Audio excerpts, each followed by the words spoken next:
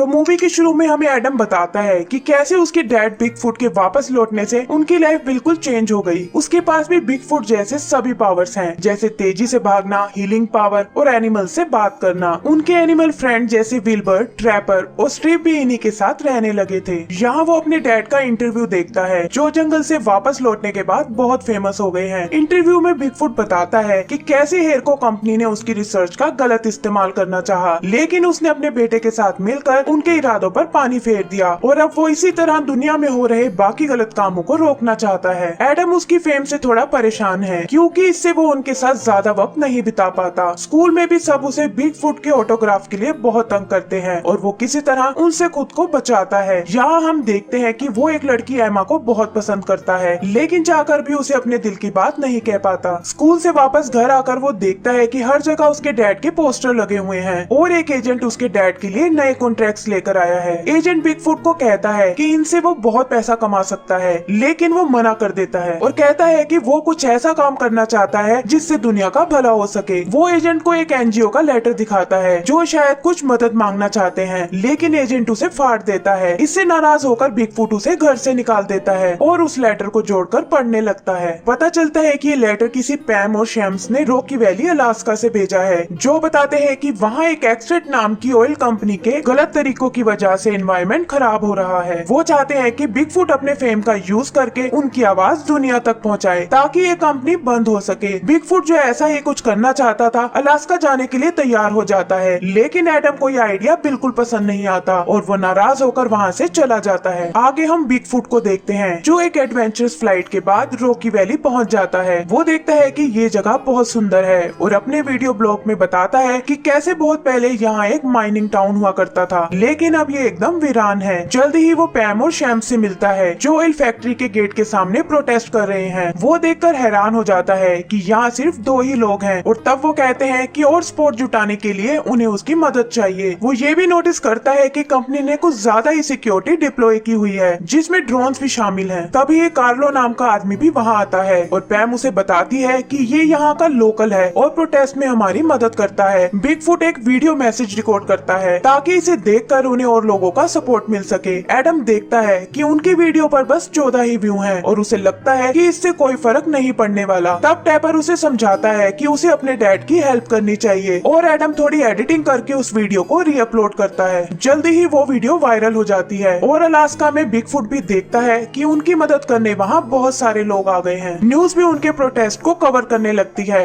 और ये देखकर एक्सट्रैक्ट कंपनी का सीईओ मैंड्रेक भी अपना रिस्पॉन्स देता है। वो कहता है कि ये सब लोगों की गलतफहमी है और उनका ऑयल निकालने का प्रोसेस एकदम ग्रीन है जिससे एनवायरनमेंट को कोई नुकसान नहीं होता। बिगफुट को लगता है कि कुछ तो गड़बड़ है क्योंकि अगर इनका तरीका सही है तो वो इसे इतना छुपाकर क्यों रख रहे हैं। वो आर्लो को कहता है कि उन्हें किसी तरह इस ब्रिज के पार जाकर देखना होगा कि आखिर वहाँ क्या चल रहा है। रात को वो चुपचाप कैमरों से बचता हुआ फैंस के अंदर आता है और ब्रिज के नीचे से होता हुआ उस पार चला जाता है। एक जगह उसे एक ब्लास्ट सुनाई देता है और जाकर देखने पर वो समझ जाता है कि मैंड्रिक सबको बेवकूफ बना रहा है। वो अपने फोन से वीडियो बनाने लगता है, लेकिन तभी कोई आकर उसे पकड़ लेता है। इधर एडम और उसकी फैमिली भी न्यूज में देखते हैं कि उसके डैड अचानक गायब हो गए हैं और ऑयल कंपनी का मानना है कि शायद उन्हें कोई भेड़िया खा गया है। उसकी फैमिली को इस पर बिल्कुल यकीन नहीं होता क्योंकि बिगफुट जानवरों से बात कर सकता था और वो विल्बर और टैपर के साथ उन्हें ढूंढने निकल जाते हैं। जल्दी ही वो एक लंबा रास्ता तय करके अलास्का पहुंच जाते हैं और सबसे पहले उस रॉकी वैली माइन में आते हैं। वहाँ उन्हें आर्लो मिलता है जिसे उन्होंने टीवी पर अपने डैड के साथ देखा था। वो उन्हें बताता है कि कैसे बिगफुट के गायब होने के बाद बाकी प्रोटेस्टर भी वापस चले गए और अब यहाँ कोई नहीं है। शैली उससे अपने हस्बैंड को ढूंढने में मदद मांगती है और एडम को एनिमल्स के साथ गाड़ी में छोड़कर उसके साथ चली जाती है। तभी वहाँ मैंड्रेक के लोग आते हैं जो उन्हें पकड़ने आए हैं। विल्बर और ट्रैपर किसी तरह एडम को वहाँ से भगा देते हैं, लेकिन खुद डांट लगने से बेहोश हो जाते हैं। एडम उनसे बचने के लिए अपनी पावर्स यूज करता है, लेकिन तेजी से भागते हुए खाई से नीचे गिर जाता है और वो उसे मरा समझकर वहाँ से चले जाते हैं। आगे हम उसे गुफा में जाते हुए देखते हैं जहाँ उसका सामना एक भेड़िए से होता है जो कहता है कि ये जगह इंसानों के लिए नहीं है क्योंकि उन्होंने वैसे ही ऑयल फैक्ट्री से वैली में बहुत तबाही मचाई हुई है। एडम उसकी बात समझ जाता है और कहता है कि वो उसके लिए कोई खतरा नहीं है और उसे खुद से बात करता देख भेड़िया बहुत हैरान होता है। फिर एडम उसे बताता है कि कैसे वो यहाँ अपने डैड को ढूंढने आया है जो इस ऑयल फैक्ट्री को बंद कराने आए थे। ये सुनकर भेड़िया कहता है कि उसे उसके डैड के बारे में तो नहीं पता, था, लेकिन वो उसे एक ऐसी जगह ले जाएगा जहाँ से वो अपनी खोज शुरू कर सकता है। वो उसे एक ऊंची पहाड़ी पर ले जाता है जहाँ एडम देखता है कि मैंड्रिक पेड़ों को काट कर जमीन में ब्लास्ट कर रहा है। इससे निकले तेल से वहाँ रहने वाले छोटे जानवर अपना घर छोड़कर जा रहे हैं। वो ये सब अपने फोन में रिकॉर्ड कर लेता है और तभी उसे नीचे वो फैक्ट्री दिखाई देती है। वो समझ जाता है कि उसके डैड भी शायद यहीं कैद हैं और भेड़िए को अपनी मदद करने को बोलता है, लेकिन भेड़िया कहता है कि इससे आगे वो नहीं जा सकता और वहाँ से चला जाता है। एडम अकेला ही आगे बढ़ता है और किसी तरह छुपते हुए फैक्ट्री के अंदर आ जाता है। वहाँ एक रूम में उसे वर्कर्स की कुछ ड्रेस दिखाई देती हैं, जिसे पहनकर वो आगे जाता है। तभी उसे मैंड्रिक दिखता है और वो उसके पीछे उनके कंट्रोल रूम में आ जाता है। वहाँ उनकी बातों से पता चलता है कि वो लोग एक बहुत बड़ा बॉम्ब ब्लास्ट करने वाले हैं, जिससे जमीन से ऑयल निकलकर पूरी वैली को भर देगा। ऑपरेटर मैंड्रिक को वार्न करता है, लेकिन वो कहता है कि बिगफुट के जाने के बाद अब कोई भी इस तरफ ध्यान नहीं देगा। एडम छुपकर ये सब फोन पर रिकॉर्ड कर लेता है, लेकिन तभी एक नोटिफिकेशन से मैंड्रिक का ध्यान उसकी ओर आ जाता है। इससे पहले कि वो पकड़ा जाए, एडम फैक्ट्री से बाहर आ जाता है और वापस अपनी वैन की ओर जाने लगता है। तभी उसे आर्लो मिलता है जो कहता है कि तुम्हारी मॉम ने ही मुझे यहाँ भेजा है, और एडम जैसे ही उसकी ओर जाता है वो चालाकी से उसे कैद कर लेता है। यहाँ पता चलता है कि वो शुरू से ही मैंड्रिक के लिए काम कर रहा है ताकि प्रोटेस्ट की हर खबर उसे दे सके। इधर होश में आने पर ट्रैपर और विल्बर को एडम का ध्यान आता है और वो उनकी गाड़ी लेकर उसे बचाने निकल जाते हैं। ट्रैपर ब्रिज का गेट तोड़कर गाड़ी सीधी फैक्ट्री की ओर ले जाता है, लेकिन थोड़ी ही दूर जाकर वो क्रैश हो जाती है। आगे हम एडम को देखते हैं जिसे आर्लो सीधा मैंड्रिक के पास ले आया है। एडम उसे ये सब रोकने को कहता है, लेकिन मैंड्रिक का मानना है कि इस दुनिया में पैसों से बड़ा कुछ नहीं है। अपने पेरेंट्स के बारे में पूछने पर मैंड्रिक उसे एक गड्ढे में धकेल देता है और उसे कुचलने के लिए आर्लो ऊपर से एक कार्ड फेंकता है। गड्ढे में एडम किसी तरह कार्ड से तो बच जाता है, लेकिन देखता है कि वहाँ से निकलने का कोई रास्ता नहीं है। वो अपने फोन में मैसेज रिकॉर्ड करता है कि अगर किसी को भी ये फुटेज मिले तो वो इसे पुलिस को पहुँचा दे। वो एमा को भी एक मैसेज देता है कि कैसे काफी टाइम से वो उसे पसंद करता है, लेकिन कभी बताने की हिम्मत नहीं हुई। तभी ऊपर फंसी वो कार्ड नीचे गिर जाती है, जिससे फर्श टूट जाता है और एडम एक सुरंग में आ पहुँचता है। वहाँ पर एक कंकाल देखकर वो डर जाता है और तभी उसे अपनी मॉम दिखाई देती है, जिसे मैंड्रिक ने यहाँ कैद कर लिया था। एडम समझ जाता है कि उसके डैड भी इन्हीं सुरंगों में कैद हैं और वो उन्हें दूर से भी सुन सकते हैं। वो लोग उन्हें आवाज देते हैं जो थोड़ी दूर बंधे हुए बिगफुट तक पहुँच जाती है, लेकिन जैसे ही वो खुद को छुड़ाने लगता है एक प्लेटफॉर्म उस पर गिर पड़ता है। एडम भी उसके चिल्लाने की आवाज सुन लेता है और अपनी मॉम को लेकर तुरंत उनके पास पहुँच जाता है। वहाँ वो अपनी हीलिंग पावर से उनका पैर ठीक करता है और वो तीनों मैंड्रिक को रोकने निकल पड़ते हैं। उधर मैंड्रिक जमीन में ड्रिल करके उस बड़े बॉम्ब को अंदर भेजता है, जिसे नीचे ये तीनों भी देख लेते हैं। एडम उन्हें इस बॉम्ब से होने वाली तबाही के बारे में बताता है, लेकिन इससे पहले कि वो कुछ सोच पाए मैंड्रिक के ड्रोन उन्हें देख लेते हैं। वो तीनों उनसे बचकर भागते हुए एक बंद पड़ी लिफ्ट में आते हैं, लेकिन ड्रोन उसकी रस्सी काट देता है और लिफ्ट तेजी से नीचे जाने लगती है। बिगफुट किसी तरह उसे रोकने की कोशिश करता है, लेकिन लिफ्ट नीचे टकराकर एक ओपन एरिया में आ जाती है। वहाँ ये तीनों एक रेल कार यूज करके आगे बढ़ते हैं और एडम देखता है कि ड्रोन अभी भी उनके पीछे है। आगे एक जगह ड्रोन की वजह से एडम और उसकी मॉम एक दूसरी कार्ट में जा गिरते हैं और आर्लो अपने ड्रोन्स को उनके पीछे लगा देता है।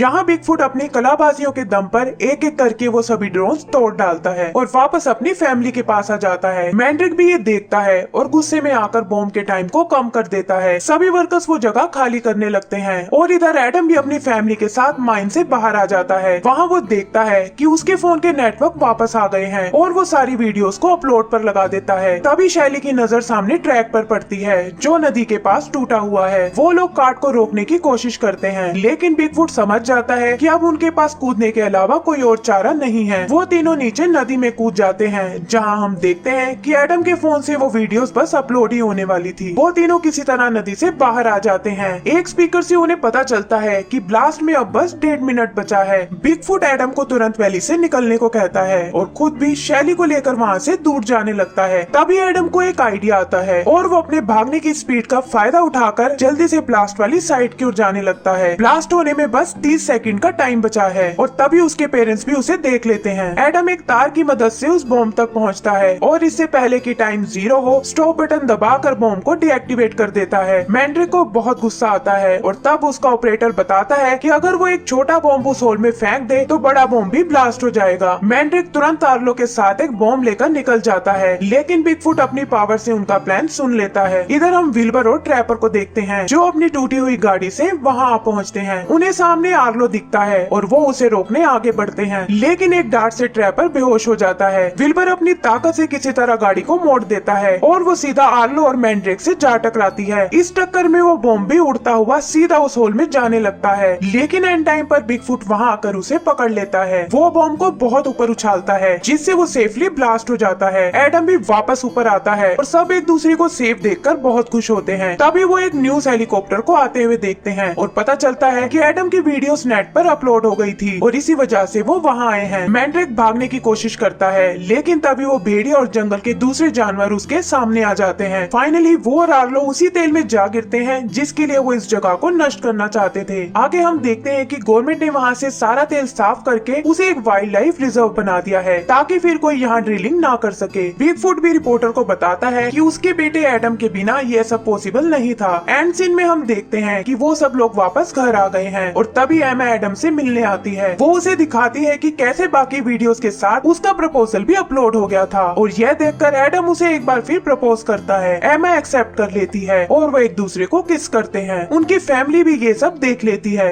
और इसी के साथ हमारी मूवी खत्म हो जाती है।